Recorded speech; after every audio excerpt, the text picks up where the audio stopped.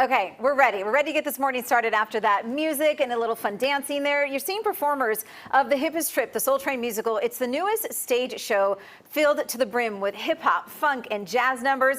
It features a book alongside it, the script, if you will. This morning, we're joined by the author of the book, of the script for the musical. Dominique Morisseau is here. Thank you so much for hanging out with us. I love seeing the dancing and just hearing that vibe. Tell me a little bit about what your inspiration was to be a part of this. Well, thank you for having me here.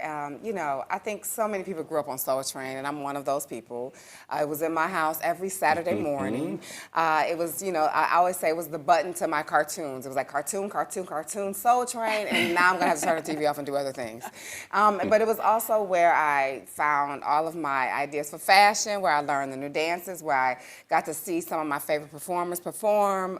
You know, it's a legendary show, and so I was excited to tell the story of how this show lasted 4 decades on the air, which is sort of unprecedented for a music and dance television show. And broke so many barriers, representation at a time when it was so needed. I still remember Soul Train. I'm messing that. Is that in the show? That is, of course, in the show. How could it not be?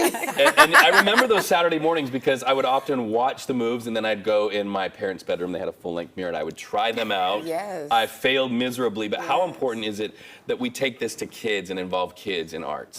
Very important. You know, what I love about our particular production of this show, which is, you know, the Hippest Trip, is the title comes from Don Cornelius, who is called the Hippest Trip in America, is watching Soul Train. And so the Soul Train musical is very multi-generational. It's the most multi-generational show I think I've ever been a part of creating. You know, I have young people who I had, you know, friends and kids of mine who would come in and watch us in rehearsals, and they would ask questions about the generational conversations because they were seeing themselves and the younger generation in the story, which is my generation. You know, and I said, yes, we were once the young, cool generation. You know, who were the rebel, right? Like 5 minutes ago, we were the rebel generation. But it's to watch the music over the decades and how each time a new generation of music came through, that generation was not always embraced by the generation before them. You know, so we have a lot of generational conversations in the show, which I think are really exciting. The dance is crazy.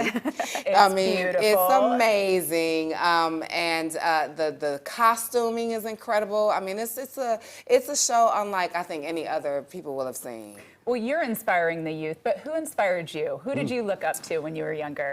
Oh my gosh, I mean, so many people, but my teachers, you know, I had a lot of arts teachers who really supported me in the arts. You know, one of them, her name is Marilyn McCormick out of Detroit, Michigan, Cass Tech, and she inspired so many of us to pursue this as a career. She ended up winning the Tony Award in education. Wow. Because she had so many of us from Detroit in the business of doing art, you know, and so she's one of mine. I'm inspired by so many people, but I think ultimately what inspires me is being able to tell stories on the stage. Everybody who is a practitioner, a creator, you know, a musician, they gave me a lot of oxygen when I was young, and so I hope that our show can do that. It's not just for the young, it's for the young, for the old, and for everybody in between. You're going to find your era in this show. That's what's really exciting about it. It sounds incredible. I think we're so lucky to have this here in the Bay, too, premiering at ACT, but I understand it's also Broadway bound. Yes, that's what we hope. That's huge! Yeah, this is my second time doing a show in the Bay Area before a pre-Broadway run. My first one was Ain't Too Proud, The Life and Times of the Temptations at Berkeley Rep. And so I'm excited. This feels like the home for me to try my stuff out. From the Bay to Broadway. Yeah, so I'm excited to be back here to be able to do it again. All right. We appreciate it so much, Dominique. Thank you for coming in. Everyone watching, please go out and support live music, musical theater, and just being out there with the community with music. We can't wait to see it. That's right. It'll be awesome. Thank you for having me. I just want to be cool like you. Best of luck to you.